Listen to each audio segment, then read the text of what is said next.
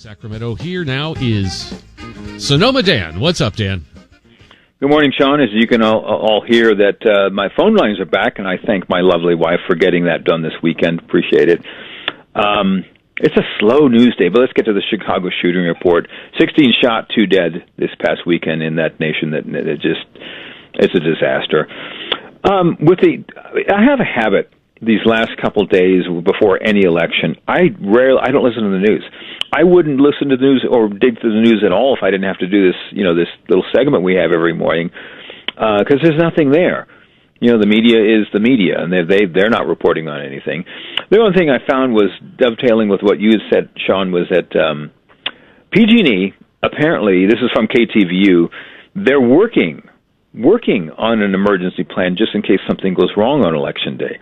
So I have zero confidence that they're going to come up with something. I kind of doubt if there's going to be anything that goes awry, but again, warning us that the power is going to be shut off for 20-mile-an-hour winds when it's cool and we've had some rain. What a joke. What an absolute joke. So, again, the California Republican Party has so many things to point out, and I have yet to hear a word from these people.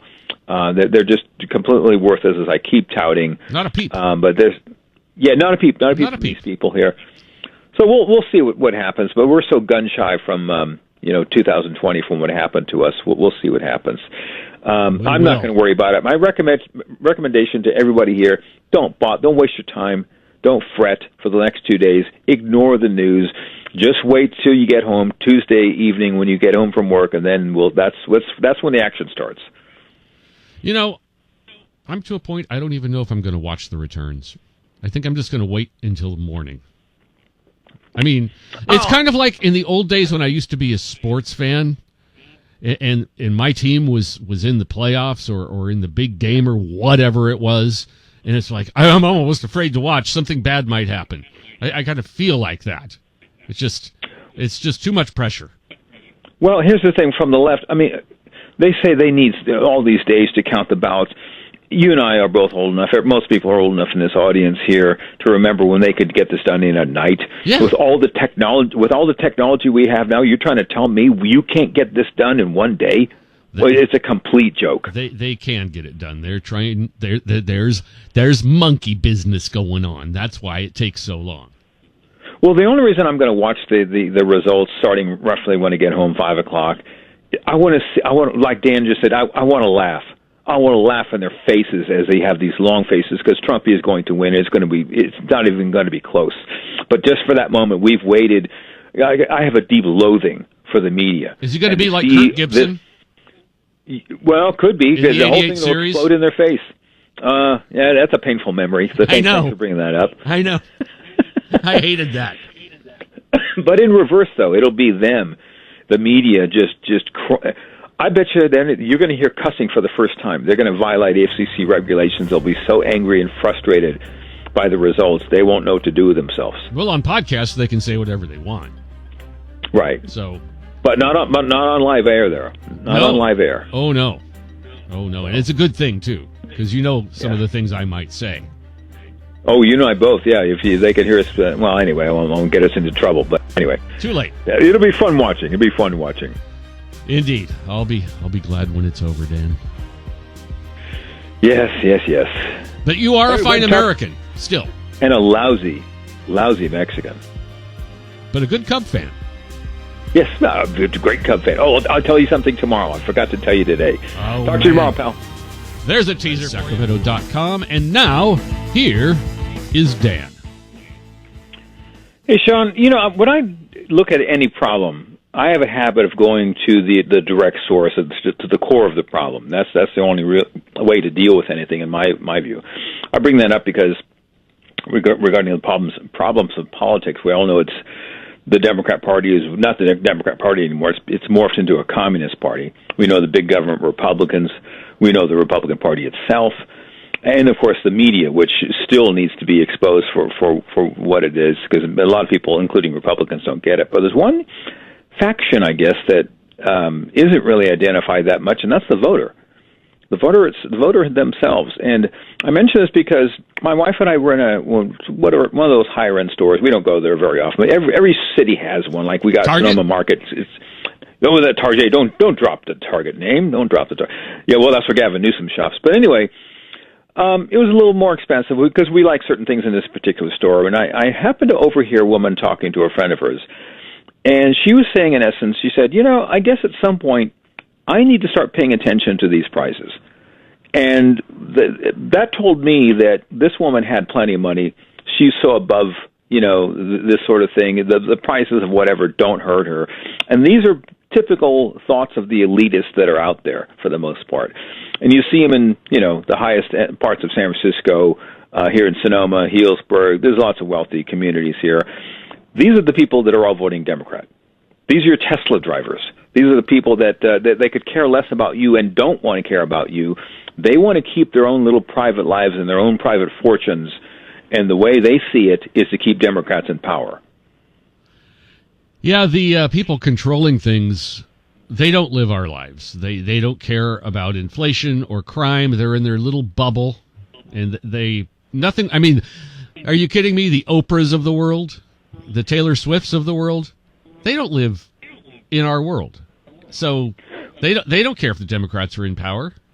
Doesn't matter. Sure, those are the famous people, the people in the spotlight. But I'm also talking about the people that are not in the spotlight, and there's lots of them. Like you, I was working in the city last month, and I had to go to some of the wealthy parts of that city here. And those people, those are the people I'm talking about here. How do you get to those people? They don't care. They don't talk about what you and I talk about. They're not affected by what you and I are talking about. And again, that's their bubble, and they're protected by the city. Their power, like the PG&E is supposed to go out. It's never going out in their community, never ever, unless there's an accident. They don't suffer the crime element, because if there's an incident there, police are right there on the spot. But if you're in the lower end of San Francisco and something happens, you're on your own, quite literally. But the point is, how do you get to these people? How do you deal with these people? Because they are a huge problem when it comes to voting. How do you get to them? Do you have any ideas? I don't. Well, I don't want to use the Paul Pelosi method. That's one way. That didn't work. Ask the guy who's now in jail for the rest of his life. Hey, let me leave you on this. So it was official yesterday. The AIDS organization dropped the name Oakland. That was a gut punch to me. I know. A total gut punch. I hate that. That's just god awful. Once again, another thing we can thank Democrats for, really. I mean, that town is a mess, and that's just one example of it. It is. Anyway, good luck tonight. Have some fun, and don't listen to the news, guys. Ignore the news, and we'll talk about this all tomorrow. Thank you, Dan. As always, you are a fine American. And a lousy Mexican and an A's fan. Thank you, sir.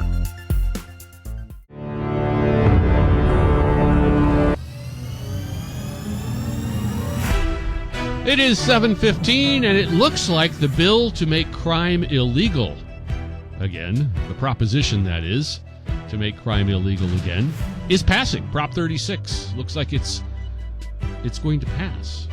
Even though George Soros was doing his darndest to make sure it wouldn't. How does that even happen? Can't James Bond come and arrest that guy? Speaking of James Bond, here is Dan in Sonoma. What a comparison. It is. What a comparison, John. Thank you so much. And you fit the description perfectly. Just watch out for good-looking women, because they're probably trying to shoot you. Yeah, that I don't doubt at all. I'm usually never mind. Okay, this virtual sweep, and that's a good way to describe it. With big numbers in the Senate, and I think they're going to take the House. Although that slow damn counting is retarding that whole process here. This is all the result of Donald Trump, without question. If he wasn't here, the Republicans would have flailed. I mean, he did get one big boost with Ron DeSantis in Florida by turning that used to be battleground state into a solid red state. That's no small task, by the way. That's 30 points to the Republicans, and that took solid leadership by DeSantis, and also solid leadership by Donald Trump, by everything that poor man has gone through. I'm delighted that he came over the top. But what bothered me among a number of things, and this will take the better part of the week to talk about and into next week regarding the whole election process here. why did this thing get so damn close? Yeah. For everything that we have had to suffer through, this shouldn't be anywhere near as close. Yeah. And I know the Republicans are not listening. They never listen to anything. This should have been a stomping like you can't believe across the board, even here in California. But again, this state is not as blue as you would seem to be led to believe. I'm sorry. California is not blue. And one of the lessons to add to that is that when you push people so far, they eventually will get a point of saturation. That's kind of what we saw yesterday, even here in California with Prop 36 passing. Again, it's too early to look at all the propositions and the state ballots and all the local races and all that. That'll trickle in over the next days and weeks. Yeah, it takes forever to count votes here, doesn't it? But DeSantis, going back to Florida, Dan had pointed this out. I mean, that's the most efficient system you can ask for. But it's also a template moving forward regarding how elections should be run. You shouldn't have to wait weeks and months and lawsuits to find out, who won and who lost and all that. There needs to be a push towards that. And again, this we were lucky this go around in the sense where the early voting backfired with Kamala Harris. It really did. But yeah, I've mentioned this over and over again. Gallagher had been saying for the longest time that Republicans will not win the Senate because of the abortion law. He needs to shut up about that because, well, look what just happened. The Republicans stomped the Democrats, and that should have been a higher victory, by the way. We should be closer to 60 as far as the Senate. But anyway, we'll unpack this as the days and weeks move forward. We will. But until then, you remain a fine American. And proudly a lousy, probably the worst Mexican, but only in Sonoma. Thomas still has that reign and that title. But maybe the best Cub fan.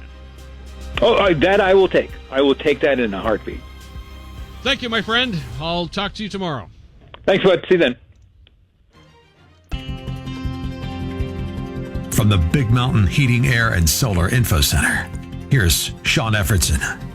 Eastbound 53. 16 minutes after 7. Hello. It's time to talk to Dan. What's up, Dan? Dan? Well, a couple things, Dan? Sean. I was getting gasoline. There's about a bunch of long faces here in Sonoma. Sonoma's a pretty elitist community here. And I ran into this one lady at the Chevron station. And she was just all animated. Something ticked her off, and then it cascaded into, "I'm so angry. We're all angry." And I kind of wanted to yell out, "Not everyone's angry, lady, but you just shut up." And I kind of mentioned that because, Gallagher is saying, "Well, be magnanimous, be understanding for people." I agree and disagree at the same time. I will put up with hearing about it, like I could have yelled back at this lady and told her to shut up and all the rest of it. But then again, I don't want to have to listen to it. So in other words, I'm the older I get, the less tolerant I am for stupid people. So I mean, I won't, like, I'm not going to rub it in the face or anything that Trump won. But then again, I'm also not going to. I don't want to have to listen to this ranting and raving of this idiot who just can't keep her emotions in check. It's just emotion, Dan. Yes, it's taking them over. Isn't that a quote to a song? It is. It's the Bee Gees. Oh. Okay, I'm hoping Dan from Elk Grove will be proud of me for recognizing He will. Dan is proud of you because you are a fine American. I'm beaming right now. I'm totally beaming right now. I've said this, by the way. I've said this for a number of times. It is fascinating to me that the most honest time, and I mean honest time, from any politician or political pundit is the day after an election. And I've seen this a number of times, and yesterday was no exception. I just happened to be listening to KCBS radio. Why? I had nothing better to do. And they had Willie Brown and Phil Matier. Phil Matier is an old, columnist, kind of left-wing, but he's at least reasonable to talk to. And the two morning show, not hosts, but, the people on KCBS at that morning. And they were all honest about what they felt. The reporters were like, we hate what's happened. We wish it was different. Willie Brown sounds like he's losing it. I mean, he's up there in age, and he's sort of blathering. So yeah, his days are kind of numbered, which I don't care. We should name a bridge after him, the Willie Brown Bay Bridge. But Phil Matier was the fascinating part. He was completely honest about what the Democrats failed to do. He said, we shouldn't have used the word Hitler. We should have been more honest on our reporting. We should, in essence, should have come clean. But that's you would not have heard more honest. They should have been honest. But see, you wouldn't have heard that from Phil Matier or anybody else before the election. No. It's the day after the election because they have nothing to fear. And so they come clean with everything. It's fascinating to see, I'm going to use dinosaur psychology. I guess they have nothing to fear after an election. They won't have to worry about anything for 2 to 4 years. But they all come clean the day afterwards. And so this also concludes and confirms that most Democrats that listen to this show or any other conservative show, they know they're lying. Deep down, they know they're lying. And this woman who exploded in this Chevron station knows she's lying because they don't accept reality. That's the problem with the left. They cannot accept what is real. No. And what? That's part of being a lefty. What is reality, Dan? It's whatever you think it is. And that's what lost them this election this go around. And they still have no clue, and they're not going to grasp election this next go around. So it's, again, I'm fascinated by this by the twisted psychology these people have. Dan, it is fascinating.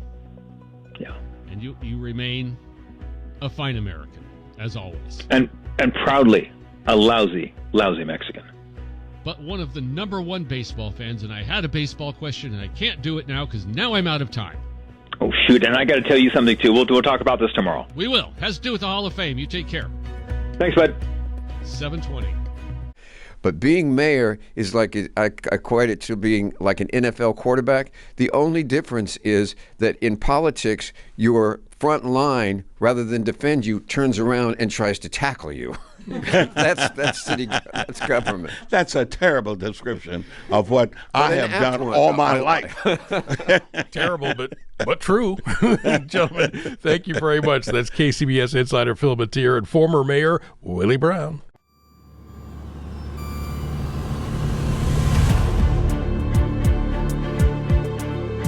All right, it is 19 minutes after 7, and that means we should take a call. Here's Dan. What's up, Dan? Well, Sean, I was listening to Hannity yesterday. Why? Well, I literally had nothing better to do. But anyway, he was talking to some guest about violations over the last number of years, censorship violations, like from Facebook, YouTube, that kind of thing. And he was suggesting that to deal with this moving forward, that Trump and the administration should put new laws in place to prevent these things from happening again. And I said, no.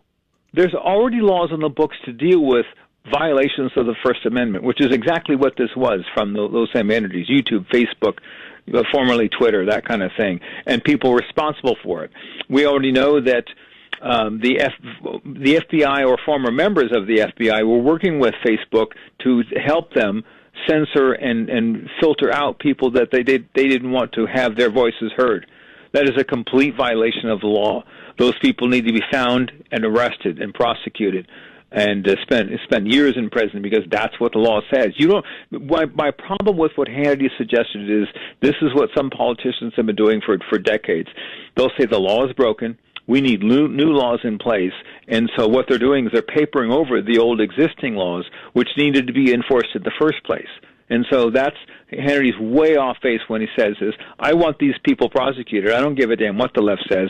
We voted Trump in to get these things done. Well, yeah, but we only voted Trump in because we're misogynists and racists. Right, like that screaming idiot woman from the Chevron station. Oh, man, that's just so surreal to see how animated they are. It's so fun, too, because Wednesday is garbage day for us. So I woke up on garbage day to a Trump victory. It was awesome!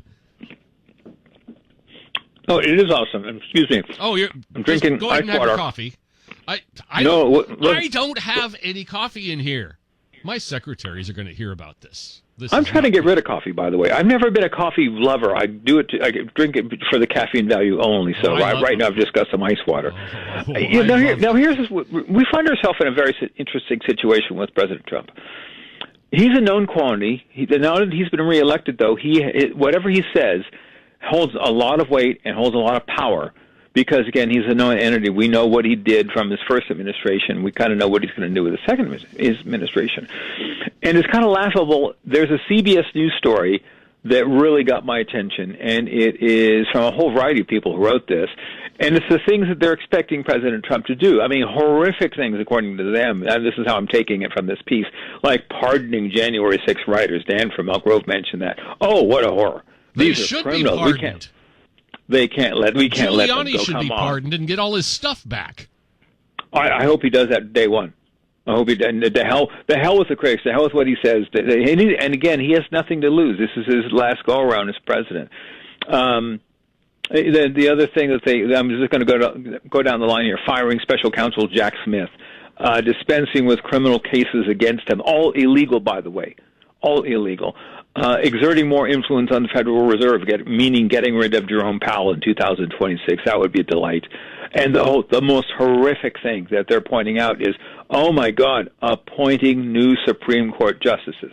Oh, now, that's going to be a big one. If he gets at least one in, they'll say it's packing the court. We need to change the court, the whole thing. I mean, the left is already screaming about getting rid of the term limits and getting rid of the electoral college, that kind of thing. But if there's at least one, there may be two Supreme Court justices in his next term. That would be That would be amazing. It would, and they can't scream about the electoral college this time because Trump got the popular vote too. Right. That's true. And they mention at some level the deportation of all these migrants. Now here we go with the media showing these poor Hispanic people with nothing better to do who have broken the law, and they're going to use them, and they're going to use the sympathy element to try to block all these deportations. It's not going to work. But again, the media needs to be dealt with in a big way. The media can't be reformed. I don't think they can be reformed.